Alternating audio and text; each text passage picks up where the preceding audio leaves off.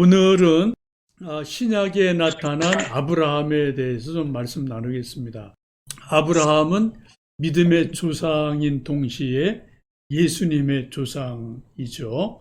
마태복음 1장 1절 2절 말씀 우리 같이 좀 읽어보실까요? 아브라함과 다윗의 자손 예수 그리스도의 계보라. 아브라함이 이삭을 낳고 이삭은 야곱을 낳고 야곱은 유다와 형제를 낳고. 우리가 너무나 잘 아는 마태복음 1장 1절 2절 마태복음 복음서의 맨 처음 시작이 아브라함, 다윗, 예수님 이렇게 시작이 되어집니다. 성경을 보시면 우리가 잘 아시는 것처럼 최초의 인간은 아담이고요. 그 다음에 이제 쭉 이런저런 일들이 있고 좀 건너뛰어서 중시조라고 할 수 있는 분이 노아죠. 홍수에서 살아난 노아이고 이렇게 쭉 노아를 한참 더 건너가서 그 다음에 등장하는 분이 아브라함입니다. 이제 아브라함 때부터 역사적으로도 구체적으로 이게 우리가 이제 물증을 가지고도 확인할 수 있는 분이 이제 아브라함 때부터라고 보시면 좋겠어요. 그래서 이제 아브라함이 이제 믿음의 조상으로 등장을 하고 또 세월이 한참 흘러가서 그 다음에 또 이제 중요한 분이 다윗이 등장을 합니다. 그래서 예수님의 족보에 마태복음 1장 1절에 보시면 단지 생략이 다 되고 앞뒤로 생략이 다 되고 가장 중요한 두 분 믿음의 조상 아브라함 또 다윗 이 두 분이 이름이 등장을 하고 아브라함과 다윗의 자손 예수 그리스도시다 라고 말씀을 하고 있습니다. 아브라함이 얼마나 중요한지를 우리가 이 마태복음 1장 1절 보시면 알 수가 있어요. 마태복음 1장 1절 처음 시작이 아브라함이에요. 참 대단한 거죠, 그죠? 복음서 문을 여는데 처음 등장하는 이름이 아브라함이라는 겁니다. 물론 주인공은 예수님이지만 예수님의 어떤 혈통으로 쭉 거슬러 올라가서 믿음의 조상 아브라함이 있었다. 이거를 강조하는 것을 보면 아브라함이 참 대단히 중요한 분임을 우리가 새삼스럽게 알 수가 있겠습니다. 두 번째 보시면 그럼 이런 아브라함의 믿음이 도대체 어떤 믿음이었기 때문에 이렇게 하나님이 귀히 아브라함을 쓰시나 성경에 아주 많이 나와 있는데요. 로마서 4장 18절 이하에 있는 말씀을 이금석 집사님 좀 한번 천천히 읽어주시겠어요? 아브라함이 바랄 수 없는 중에 바라고 믿었으니 이는 내 후손이 이와 같으리라 하신 말씀대로 많은 민족의 조상이 되게 하려 하심이라. 그가 백세나 되어 자기 몸이 죽은 것 같고 차라리 태가 죽은 것 같음을 알고도 믿음이 약하여지지 아니하고 믿음이 없어 하나님의 약속을 의심하지 않고 믿음으로 견고하여져서 하나님께 영광을 돌리며 약속하신 그것을 또한 능히 이루실 줄 확신하였으니 그러므로 그것이 그에게 의로 여겨졌느니라. 아멘. 아멘. 로마서에서 사도 바울이 아브라함의 믿음을 몇 가지로 이제 특징을 짓죠. 맨 첫 번째 18절 보시면 아브라함은 바랄 수 없는 중에 바라고 믿었다. 인간적으로 봐서는 모든 조건이나 환경이 불가능해요. 기대할 수가 없어요. 그런데도 바랄 수 없는 중에 하나님을 바라고 하나님을 믿었다. 이게 이제 믿음이라는 거죠.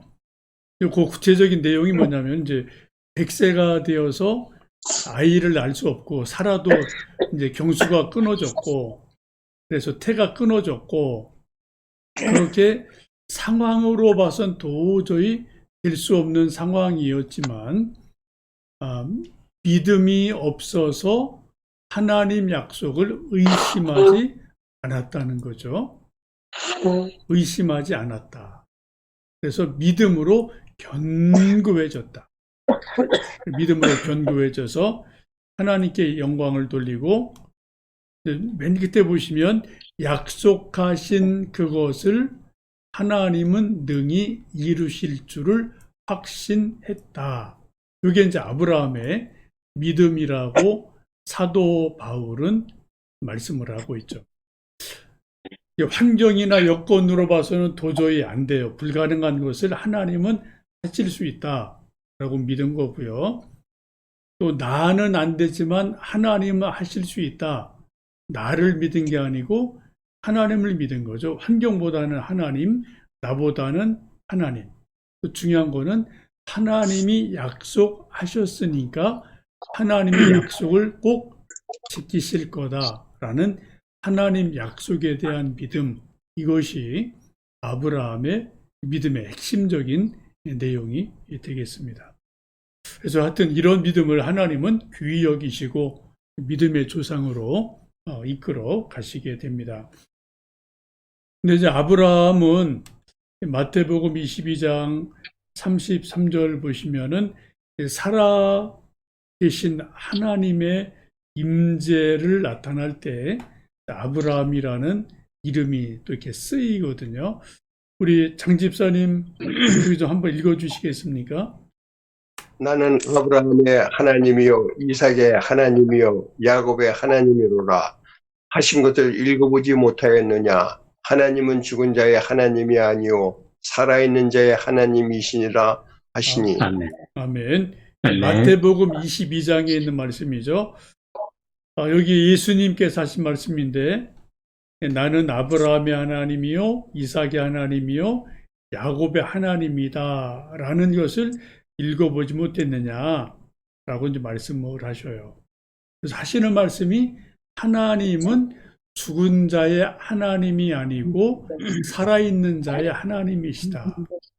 우리도 기도할 때 가끔 이제 대표 기도할 때 이런 표현을 쓰시는 분들 있죠. 아브라함의 하나님, 이삭의 하나님, 야곱의 하나님, 우리들의 하나님, 우리 기도를 들어주세요. 이런 식으로 대표 기도하실 때가 있을 거예요. 여러분 오늘 성경 공부하고 마치고 나서 또 여러분 좀 주무시기 전에 개인 기도하실 때 이 말씀의 의미를 한번 좀 곰곰이 생각해 보시면 좋겠어요.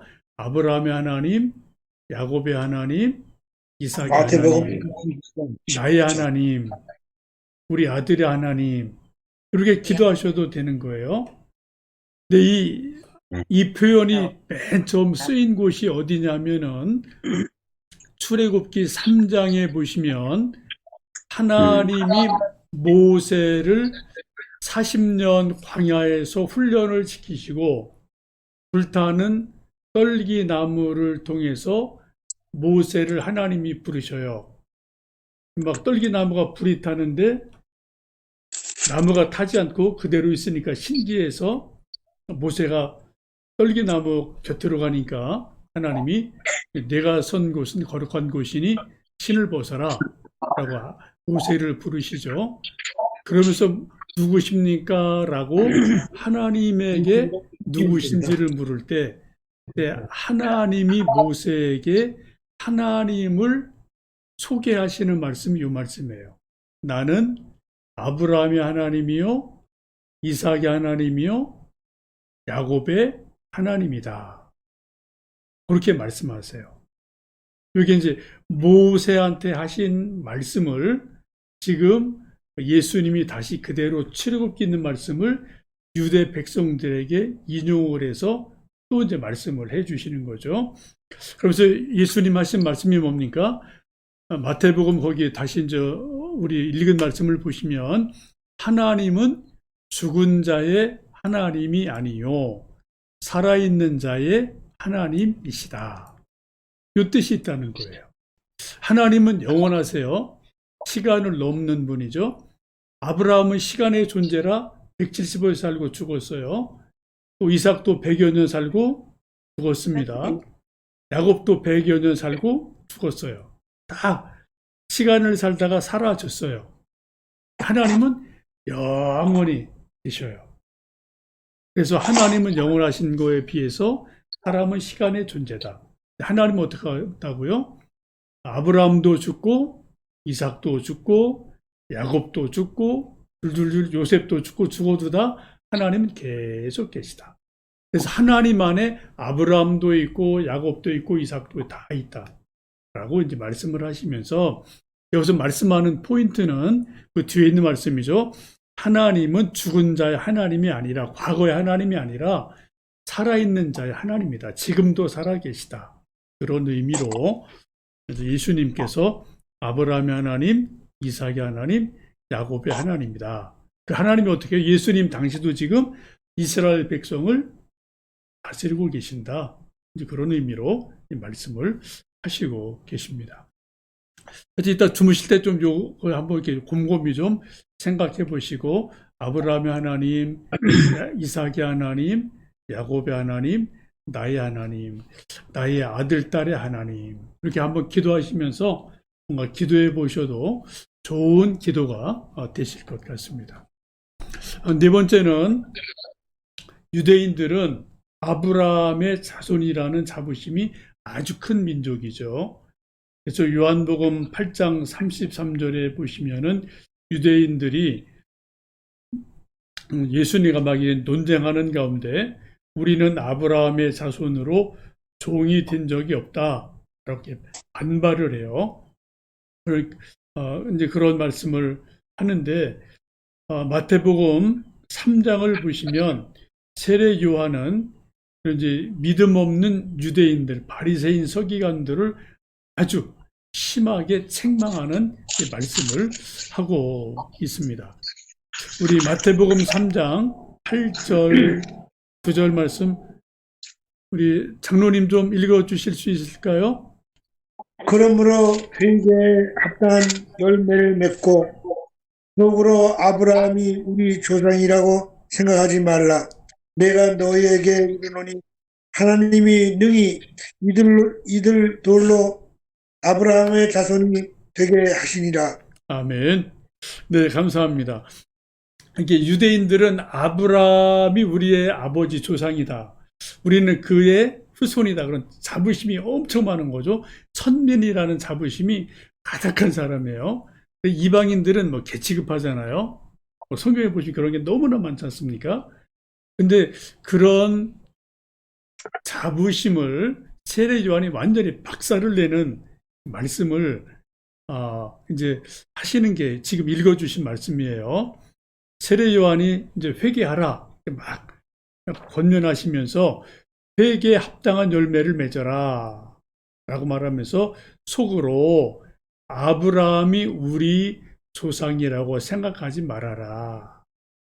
하나님이 하시려면은 이 돌멩이를 가지고도 얼마든지 아브라함의 자손을 만드실 수 있다. 니들 지금 뭐 속으로 그래도 우리가 뼈대 있는 집안인데 우리가 아브라함 후손인데 우리가 선민인데 우리가 유대인인데 뻐기고 하는 게 있는데 그거 다 뻥이다. 그거 다 속빈 감정이다. 하나님은 이 돌멩이 가지고도 얼마든지 아브라함의 후손들 만들 수 있다. 껍데기 갖고 하지 말고 진짜 속이 변해라 라고 말씀하면서 유대인들을 아주 강하게 책망하는 말씀이 이 마태복음 3장에 있죠. 이 말씀을 좀 뭐 조심스럽지만 오늘 이제 코로나 또 뭐 이런저런 교회 불미스러운 일들 믿는 사람들의 뭐 실수 이런저런 것 때문에 한국 교회가 참 많이 어려움을 당하고 있는데 우리도 내가 그래도 목사인데 내가 그래도 장로인데 내가 그래도 권사인데 이런 자부심 있는 건 좋은 건데요. 이 말씀을 비추어 보면 정말 우리가 하나님 보시기에 또 사람들 볼 때 정말 그러한가 우리 자신을 좀 돌아보는 일이 필요하지 않은가 싶습니다. 다섯 번째 좀 이제 보시면 세리장 삭개오라는 사람이 등장을 하는데 이 삭개오도 아브라함과 이렇게 예수님이 연결을 시켜서 말씀하는 부분이 있습니다. 누가복음 19장 전체가 이제 그 앞부분이 삭개오에 대해서 이제 나오는 말씀인데, 여러분 잘 아시는 것처럼 예수님이 여리고성에 가시니까 삭개오가 키가 작으니까 뽕나무에 올라가서 이렇게 예수님을 간절히 바라보니까 예수님 그것을 보시고 삭개오야 내려와라. 오늘 내가 너희 집에서 유하겠다. 해서 이제 삭개오 집에 들어가죠. 여러분 잘 아시는 것처럼 예수님 당시에 아주 죄인으로 아주 뭐 이렇게 개처럼 취급받는 사람들이 창기, 세리는 이제 로마 식민지의 공무원들이기 때문에 뭐 우리 일제 식민지에서 우리가 일제 앞잡이한 거랑 뭐 비슷한 거죠, 상황이. 그래서 유대인들에게 이 세리들은 뭐 아주 그냥 이거 민족 반역자고 나쁜 놈들이죠. 삭개오가 세리장이란 말이에요. 그러니까 뭐 유대인들 보다 저건 뭐 나쁜 놈이에요. 뭐 친구도 없고 왕따를 당하는 그러한 사람인데, 하여튼 예수님을 간절히 사모하니까 예수님 그 마음을 아시고 내가 오늘 너희 집에서 유한다. 내려와라. 그래서 삭개오의 집에 가서 음식을 드시고 하루를 유하게 됩니다. 그때 이제 이 예수님이 이제 삭개오의 집에 가시니까 삭개오가 너무 감동이 되고 이런저런 말씀을 많이 예수님 해주지 않으셨겠어요. 그 말씀을 듣고 믿음이 생겨서 삭개오가 고백을 하죠.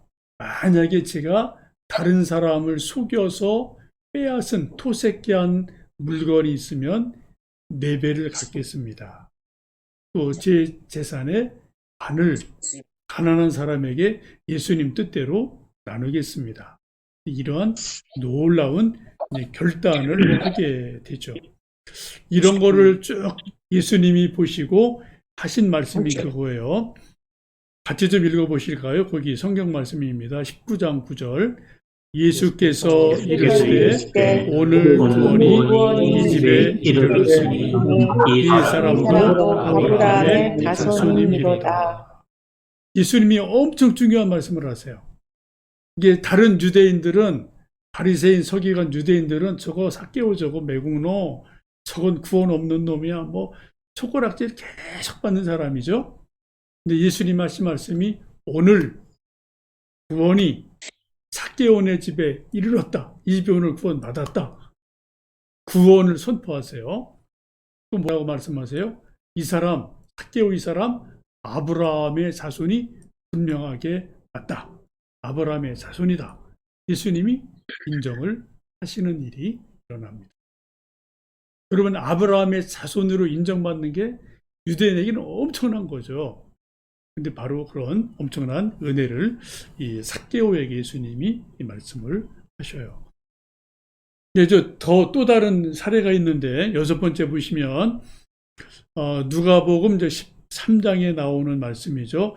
18년간 귀신이 들려서 허리가 꼬부라져서 이렇게 좀 병든 여인이 있었는데, 이 여인을 예수님 고쳐주시면서 아브라함의 딸이라고 말씀을 주시게 됩니다. 이게 이제 안식일에 되어진 일이에요. 많은 사람들이 예수님도 이제 안식일에 뭐 하시면 꼬투리 잡으려고 막 애를 쓸 때, 그때 예수님이 이 여인을 고쳐주시면서 하시는 이제 말씀인데, 우리 좀 이금석 집사님 좀 거기 읽어주시겠어요? 그러면 18해 동안 사탄에게 매임바 된 이 아브라함의 딸을 안식일에 이 매임에서 푸는 것이 합당하지 아니하냐. 네, 감사합니다. 예수님 당시 뭐 지금도 그렇지만 사람들이 큰 중병에 걸리든지, 이 지금 본문에 나와 있는 것처럼 귀신이 들리든지, 귀신 들려서 허리가 척 구부러져서 그냥 허리를 못 편다든지, 이런 큰 중병에 들리면 사람들 생각에 저거는 죄인이네, 저 사람 뭐 구원 못 받은 사람인가 봐, 말은 안 해도 그런 생각을 다 속으로 하지 않겠습니까? 뭐 이 사람은 더 말할 게 없죠. 18년간 귀신 들렸고 허리가 꼬부라지고 그러니까 뭐 사람들이 아유 저 사람은 뭐 하나님한테 버림받은 사람인가 봐 라고 말하지 않아도 그렇게 생각하는 것은 지극히 당연한 일일 겁니다. 그런데 그런 사람을 예수님께서 안식일 날 고쳐주시고 하시는 말씀이 이 여인이 아브라함의 딸이다. 아브라함의 딸이다. 라고 축복하시고 약속을 하셔요. 여러분, 우리 집에도 이제 뭐 아들, 딸, 손주, 손녀, 뭐 여러분 뭐 다 하나, 둘, 셋 다 있으신데 공부 잘하는 놈도 내 아들, 딸이고 또 공부 못하고 그냥 뭐 대학교 뻥뻥 떨어지는 놈도 내 아들, 딸이고 돈을 잘 버는 잘난 놈도 내 자식이고 또 뭐 잘나지 못한 자식도 내 자식이고 똑같은 거예요. 그죠? 부모 심정은 뭐 여러분 뭐 10손가락 깨물어서 안 아픈 손가락 없다. 오히려 아픈 손가락이 더 아프다. 뭐 이런 이제 말씀도 하지 않습니까? 사람들은 지금도 그런 게 있는 것 같아요. 뭐 세상적으로 대단하지 못하고 병들고 가난하고 약하면은 속으로 뭐 이렇게 뭐라고 생각할 수 있는데 전혀 그렇지 않아요. 오늘 예수님은 이 여인을 향해서 아브라함의 딸이다. 또 삭개오를 향해서 아브라함의 자손이다. 라고 인정을 하시고 축복하시는 것을 볼 수가 있습니다. 이제 그거가 조금 이제 대조적인 말씀이 누가복음 19장에 이제 거지 나사로와 부자 요 말씀에도 좀 나오게 되죠. 우리 장 집사님 조금 좀 긴데 말씀 천천히 한번 좀 읽어주시겠어요? 한 부자가 있어 나색 옷과 고운 베옷을 입고 날마다 호화롭게 즐기더라. 그런데 나사로라 이름하는 한 거지가 헌데 투성이로 그의 대문 앞에 버려진 채 그 부자의 상에서 떨어진 것으로 배불리려 하매 심지어 개들이 와서 그 헌데를 핥더라. 이에 그 거지가 죽어 천사들에게 받들려 아브라함의 품에 들어가고 부자도 죽어 장사되매 그가 음부에서 고통 중에 눈을 들어 멀리 아브라함과 그 집에 있는 나사로를 보고 불러 이르되 아버지 아브라함이여 나를 긍휼히 여기사 나사로를 보내어 그 손가락의 끝에 불을 찍어 내 혀를 서늘하게 하소서. 내가 이 불꽃 가운데서 괴로워하나이다. 네, 감사합니다. 이 말씀은 우리가 너무나 잘 아는 말씀이에요. 부자와 거지 나사로. 근데 뭐 살아있을 때는 부자는 뭐 매일 호화롭게 먹고 마시고 했는데 이 거지는 그냥 대문에 버려진 채 상에서 떨어진 부스러기 개와 함께 먹었죠. 그러다가 이제 둘 다 죽었어요. 근데 죽고 나서 사후에 전혀 역전이 일어나게 되죠. 이제 이 거지는 아브라함의 품에 있고 이 부자는 어디 있었다고요? 음부에 있었다라고 성경은 말씀을 합니다. 그래서 이 음부의 지옥에 있던 이 부자가 저쪽 멀리 아브라함 품에 있는 거지를 보고 아브라함에게 부탁을 하죠. 나사로를 통해서 물 하나만 찍어서 내 좀 목 타는 혀를 좀 서늘하게 해주세요. 라고 부탁을 합니다. 중요한 거는 거지는 죽어서 천사들에게 받들려 아브라함 품에 안겼다. 근데 부자는 죽어서 음부에 있다. 요거예요. 이게 이제 우리가 살아있을 때 세상과 죽음 이후의 세상이 우리 생각하는 전혀 다른 일들이 얼마든지 일어날 수 있음을 우리가 볼 수가 있겠습니다. 또 그 다음 연결되는 말씀이라 좀 보겠는데요. 8번째 보시면은 예수님은 아브라함이 천국에 있다고 분명하게 말씀을 하세요. 우리 장로님 좀 거기 한번 좀 읽어 주실 수 있을까요? 10절, 11, 12, 11, 12. 예수께서 그를 놀랍게 여겨 다른 자들에게 이르되 내가 진실로 너에게 이르노니 이는 이스라엘 중에 아무에게도 이만한 믿음을 보지 못하였느니라. 또 너희에게 이르노니 동서로부터 많은 사람들이 이르러 아브라함과 이삭과 야곱과 함께 천국에 안전하리라. 그 나라에 본 자손들은 바깥 어두운 데서 쫓겨나 거기서 울며 이를 갈미했다. 예, 감사합니다. 이건 이제 백부장과 이제 나눈 말씀인데요. 백부장의 믿음을 예수님 크게 칭찬하시고 하시는 말씀이 너희에게 이르노니 동서로부터 많은 사람이 이르러. 이게 이제 우리가 다 죽고 난 이후에 이제 마지막 심판 때에 말씀하는 거죠. 아브라함과 이삭과 야곱과 함께 천국에 앉으려니와. 이거 예수님이 하신 말씀이에요. 예수님이 천국에 분명하게 있는 세 분의 이름을 말해요. 아브라함, 이삭, 야곱은 예수님과 함께 천국에 분명히 있는 분이다. 예수님이 직접 한 말씀이기 때문에 이거는 틀림없는 겁니다. 천국이 분명히 있는데 우리가 가끔 그런 말 농반, 진반, 또 진짜인지 가짜인지 모르지만 어떤 기도 많이 하는 권사님이 환상 중에 천국을 갔는데 유명한 어느 목사님이 없더라. 이런 얘기 여러분 많이 들으셨어요, 그죠? 이름만 대면 알만한 사람, 정말 한국에서 그냥 손가락 꼽는 이 목사님 저 목사님 내가 천국 갔는데 그분 없더라. 이런 얘기 여러분 들어보셨을 거예요. 이건 되게 불확실한 거고요. 제가 볼 때는 신빙성이 거의 없어요. 그거는 그분 혼자 얘기입니다. 그런데 오늘 예수님이 하신 이 말씀은 정확한 거예요. 그죠? 예수님 하신 말씀이니까. 천국에 누가 있다고요? 아브라함도 있고 이삭도 있고 야곱도 분명히 있다.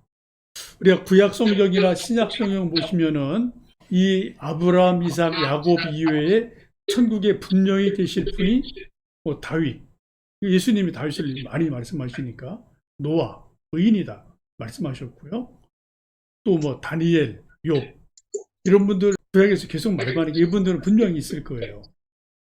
그런데 아마도 삼손, 사울왕 반반이죠. 모르겠죠, 잘. 그런 게 조금 애매한, 우리 보기에 조금 애매한 사람들이 있고요. 분명한 사람이 있단 말입니다. 그 분명한 사람이 오늘 예수님은 아브라함, 이삭, 야곱은 천국에 분명히 예수님과 함께 앉아 계시다. 분명히 계시다. 라고 말씀하는 것을 보게 됩니다. 여러분, 우리도 예수님을 구주로 믿기 때문에 우리도 이후에 천국에 분명히 있음을 좀 믿고 그런 소망을 가지시면 좋겠어요. 아멘. 예수님은 그럼 아브라함이 이제 참 귀한 분임을 계속 여러 가지로 말씀을 하시는데 예수님은 아브라함보다 더 크신 분이다 라고 요한복음 8장에서 말씀을 하죠. 제가 좀 읽겠습니다. 너희 조상 아브라함은 나의 때 볼 것을 즐거워하다가 보고 기뻐하였느니라. 유대인들이 이르되 내가 아직 50세도 못 되었는데 아브라함을 보았느냐. 예수께서 이르시되 진실로 진실로 너희에게 이르노니 아브라함이 나기 전부터 내가 있었느니라 하시니 그들이 돌을 들어 치려 하거늘 예수께서 숨어 성전에서 나가시니라. 요한복음 8장에 있는 말씀이죠. 유대인과 계속 예수님이 논쟁을 참 많이 하시는데 내가 아브라함 나기 전부터 예수님이 계셨다. 예수님의 영원성, 예수님의 선제, 먼저 계심이죠. 선제성, 이거를 말씀하니까 유대인들이 내가 나이 50도 못 됐는데 어떻게 감히 아브라함보다 먼저 있다고 말하는 게 말이 되냐고 돌을 들어 예수님을 치려고 하는 일이 있음을 성경에서 봅니다. 이 말씀에서 볼 수 있는 것은 예수님은 아브라함보다도 큰 분이다. 아브라함보다도 먼저 계신 분이다. 하나님의 아들이시다. 이를 분명하게 유대인들에게 말씀하고 있습니다. 이제 10번은 히브리서가 믿음의 장이죠. 이 믿음의 장에 나타난 아브라함의 모습인데요. 우리 이금석 집사님 한번 천천히 좀 읽어주셔요. 믿음으로 아브라함은 부르심을 받았을 때 순종하여 장래의 유업으로 받을 땅에 나아갈새 갈 바를 알지 못하고 나아갔으며 믿음으로 그가 이방의 땅에 있는 것 같이 약속의 땅에 거류하여 동일한 약속을 유업으로 함께 받은 이삭 및 야곱과 더불어 장막에 거하였으니 이는 그가 하나님이 계획하시고 지으실 터가 있는 성을 바랐음이니라. 사람은 다 믿음을 따라 죽었으며 약속을 받지 못하였을 때 그것들을 멀리서 보고 환영하며 또 땅에서는 외국인과 나그네임을 증언하였으니 그들이 이와 같이 말하는 것은 자기들이 본향 찾는 자임을 나타냄이라. 그들이 나온 바 본향을 생각하였더라면 돌아갈 기회가 있으려니와 그들이 이제는 더 나은 본향을 사모하니 곧 하늘에 있는 것이라. 그러므로 하나님이 그들의 하나님이라 일컬음 받으심을 부끄러워하지 아니하시고 그들을 위하여 한 성을 예배하셨느니라. 네, 감사합니다. 긴 부분인데 잘 읽어주셨어요. 히브리서 11장은 믿음의 장이죠. 거기 이제 아브라함에 대한 말씀이 아주 길게 나오는데 여기서 좀 중요한 건 그거죠. 그 끝부분 보시면 땅에서는 외국인과 나그네임을 증언하였으니 그들이 이와 같이 말하는 것은 자기들이 본향 찾는 자임을 나타냅니다. 그들이 나온 바 본향을 생각하였더라면 돌아갈 기회가 있었으려니와 그들이 이제는 더 나은 본향을 사모하니 곧 하늘에 있는 것이라. 아브라함이 막 방황하고 나그네 같은 삶을 살면서 힘들 때 고향으로 가야지 그런 마음이 많이 들었겠죠. 그렇게 하지 않고 더 나은 본향, 하늘 본향을 사모하고 믿음으로 나갔다. 그런 것이 바로 아브라함의 믿음이다라고 말씀을 하십니다. 이제 마지막 11번 보시면요.